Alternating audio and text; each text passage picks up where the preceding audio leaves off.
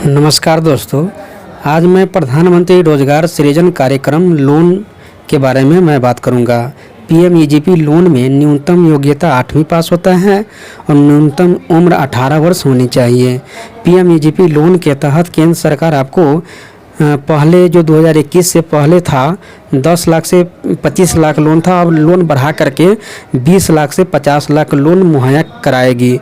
आज मैं पूरी डिटेल्स में जानकारी देने वाला हूं प्रधानमंत्री रोजगार सृजन कार्यक्रम योजना के बारे में। पीएमईजीपी लोन शॉर्टकट में बोला जाता है।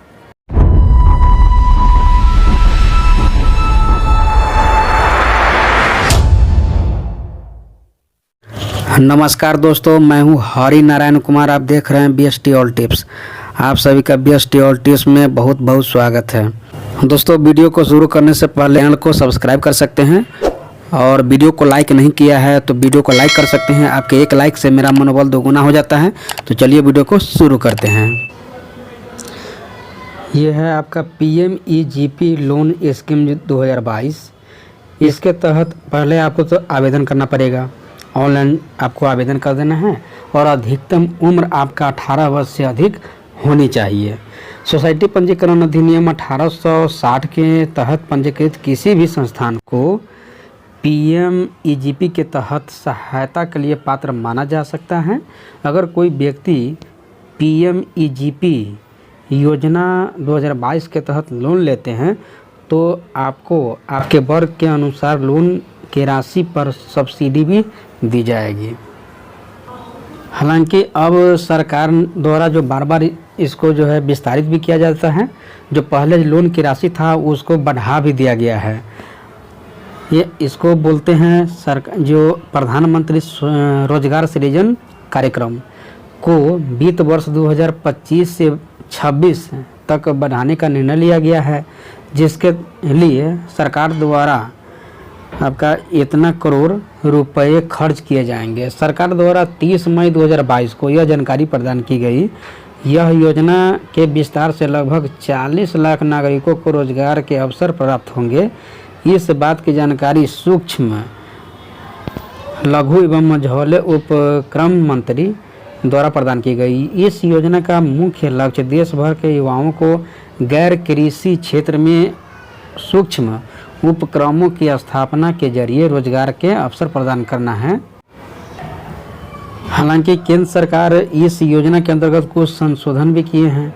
इन संशोधनों के अंतर्गत जो विनिर्माण इकाई होता है उसके लिए अधिकतम परियोजना लागत को 25 लाख पहले मिलता था, अब 50 लाख कर दिया है।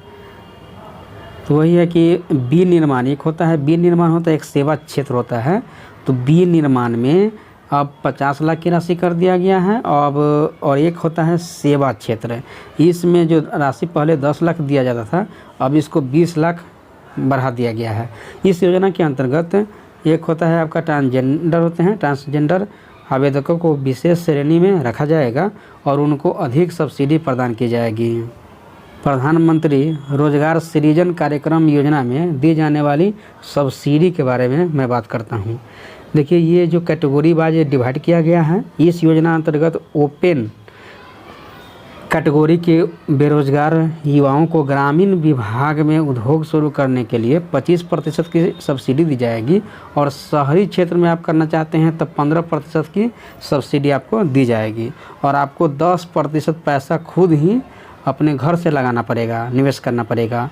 स्पेशल कैटेगरी की मैं बात करूं, जैसे OBC, SC, ST, OBC, x services man के व्यक्ति को ग्रामीण विभाग में अगर आप उद्योग लगाइएगा तो 25% की सब्सिडी दी जाएगी और शहरी विभाग में अगर उद्योग प्रारंभ करेंगे तो आपको 25% की राशि दी जाएगी और 5% आपका अपने घर से आपको लगाना पड़ेगा।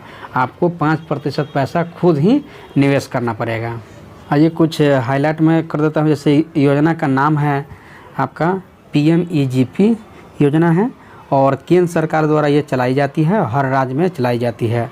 लाभार्थी की मैं बात करूँ तो देश के बेरोजगार युवा होना चाहिए।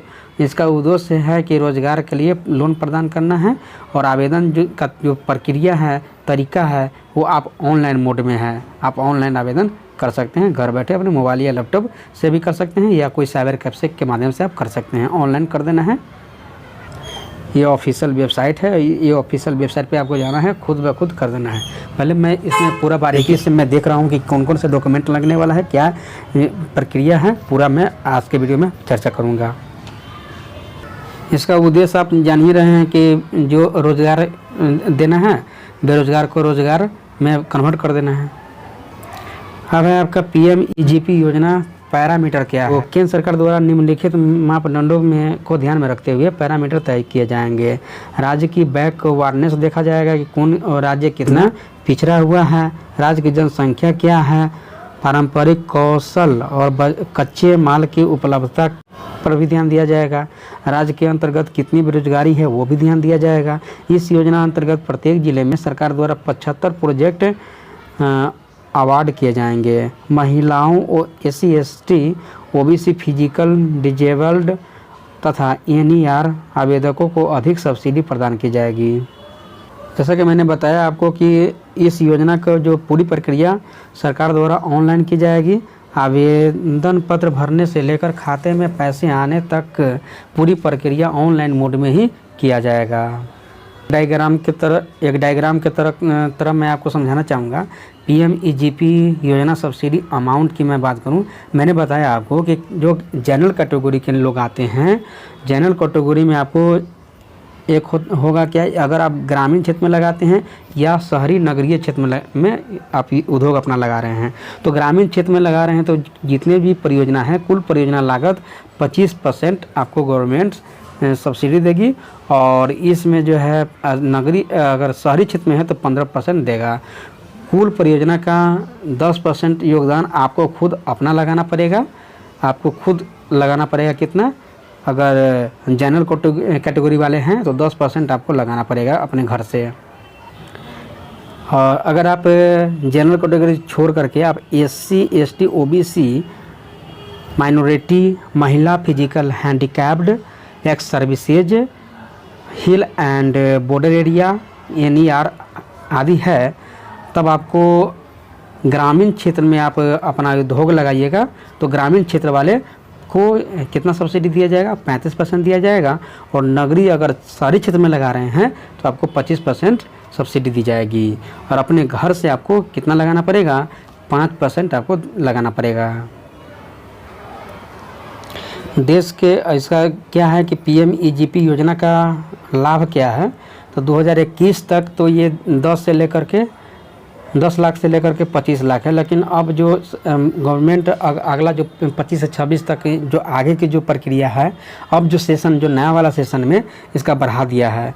यानी यूँ समझिए इसका जो सब्सिडी अब हो जाएगा 20, जो लोन की राशि हो जाएगा 20 लाख से लेकर के 50 लाख के बीच आपका हो जाएगा। इतना आपका दिया जाएगा, PMEGP लोन आपका दिया जाएगा। इस योजना के तहत देश के एक बेरोजगार युवाओं को उनके जाति और इलाकों के अनुसार सब्सिडी भी प्रदान की जाएगी। प्रधानमंत्री रोजगार सृजन कार्यक्रम योजना 2022 के अंतर्गत देश के शहरी और ग्रामीण दोनों क्षेत्रों में बेरोजगार युवाओं को लोन मुहैया कराया जाएगा। शहरी इलाके में PMEGP के लिए नोडल एजेंसी जिला उद्योग केंद्र DIC हैं, जबकि ग्रामीण इलाके में इसके लिए खादी एवं ग्रामों बोर्ड से संपर्क किया जा सकेगा। अगर आप ज़्यादा विस्तार से आप जानना चाह रहे हैं तो PMEGP लोन के लिए आप अपने नज़दीकी जो जिला उद्योग हैं, जिला उद्योग के माध्यम से आप ले सकते हैं। अगर शहरी क्षेत्र है तो वहाँ पे जिला उद्योग में जाना है, अगर ग्रामीण क्षेत्र में है तो वहाँ पे ग्रामीण इलाकों में खादी मूल सब रहता है ना, खादी वाला, वहाँ पे आपको जाइएगा तो वो लोग आपको सपोर्ट कर देंगे इसके बारे में। PMEGP स्कीम 2022 से किस तरह के उद्योग आप इसमें लगा सकते हैं। एक होगा कि वन आधारित उद्योग आप लगाओगे, खनिज आधारित उद्योग लगाइएगा, खाद्य उद्योग लगाइएगा, कृषि पर आधारित उद्योग लगा सकते हैं, इंजीनियरिंग और या रसायन आधारित उद्योग लगा सकते हैं, खादी को छोड़ करके वस्त्रों उद्योग आप लगा सकते हैं, सेवा उद्योग लगा सकते हैं, और सेवा उद्योग के बाद गैर परंपरागत उद्योग ये भी लगा सकते हैं। जाति श्रेणी के आवेदकों की सूची की मैं बात करूं तो SC ST भूतपूर्व सैनिक जो होंगे वो भी लगा सकेंगे, अनुसूचित जनजाति भी लगा सकेंगे, विकलांग लगाएंगे और अन्य पिछड़ा OBC ये सभी जाति को सब्सिडी भी दिया जाएगा। और जो सब्सिडी के अंतर्गत ये आएगा आपका विकलांग हो गया, अन्य पिछड़ा वर्ग OBC हो गए, उत्तर पूर्वी राज्य के लोग हो गए, अल्पसंख्यक जो माइनॉरिटी में आएंगे, सीमावर्ती इलाके और पहाड़ियों में रहने वाले लोग हैं, महिला हैं, ये सभी को विशेष ध्यान दिया जाएगा। अब आइए मैं एलिजिबिलिटी की मैं बात करता हूँ। PMEGP योजना 2022 की पात्रता के बारे में। आवेदक भारतीय होना चाहिए, भारत का निवासी होना चाहिए और उनकी जो इस योजना अंतर्गत आवेदक की आयु 18 वर्ष से अधिक होनी चाहिए। PMEGP लोन स्कीम 2022 के तहत आवेदन करता कम से कम 8वीं पास जरूर होना चाहिए, 8वीं पास होनी चाहिए। इस योजना के तहत नया बिजनेस शुरू करने के लिए भी लोन दिया जाएगा। पुराने बिजनेस को आगे बढ़ाने के लिए यह लोन नहीं दिया जाएगा। ध्यान दीजिएगा कि अगर मान लेते हैं कि पहले से आप बिजनेस कर रहे हैं तो चाह रहे हैं कि उसी पुराने बिजनेस को हम आगे बढ़ाएं, तो नहीं, नया बिजनेस के लिए दिया जाएगा। वह व्यक्ति जिसने किसी सरकारी संस्थान से प्रशिक्षण लिया हो उसे इस योजना में पहले प्राथमिकता दी जाएगी। पहले सरकारी संस्थान में प्रशिक्षण लिया है उसको पहले प्राथमिकता दी जाएगी। अगर आवेदक पहले से किसी अन्य सब्सिडी योजना का लाभ मिल रहा है उस स्थिति में वह प्रधानमंत्री रोजगार सृजन कार्यक्रम लोन योजना 2022 का लाभ लेने योग्य नहीं है। जो पहले से अगर कोई मान लेते हैं कि सब्सिडी ले रहे हैं तब आपको लाभ नहीं दिया जाएगा। और पहले से अगर सरकारी संस्थान में प्रशिक्षण ट्रेनिंग लिए हुए हैं तो प्राथमिकता दी जाएगी। PMEGP लोन स्कीम 2022 के दस्तावेज की मैं बात करूं तो दस्तावेज में आवेदक का आधार कार्ड होना चाहिए, पैन कार्ड होना चाहिए, जाति होना चाहिए, निवास होनी चाहिए, शैक्षणिक योग्यता 8वीं पास न्यूनतम होनी चाहिए। आपके पास मोबाइल नंबर होनी चाहिए और पासपोर्ट साइज फ़ोटो, ये तो सभी को रहता है।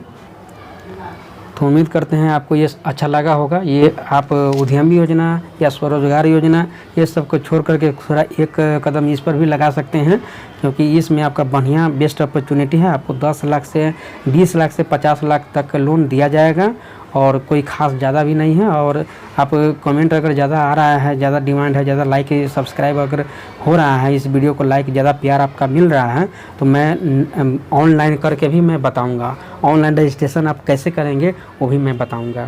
Thank you. टेलीग्राम इंस्टाग्राम पर जुड़ने के लिए आपको सबसे पहले BST ऑल टिप्स टाइप करना है। BST एक साथ रहेगा, ऑल एक साथ रहेगा, टिप्स एक साथ रहेगा। तो यही टाइप करेंगे तो वहाँ पे आ जाएगा। यहाँ पे मेरा लोगो भी लगा रहेगा।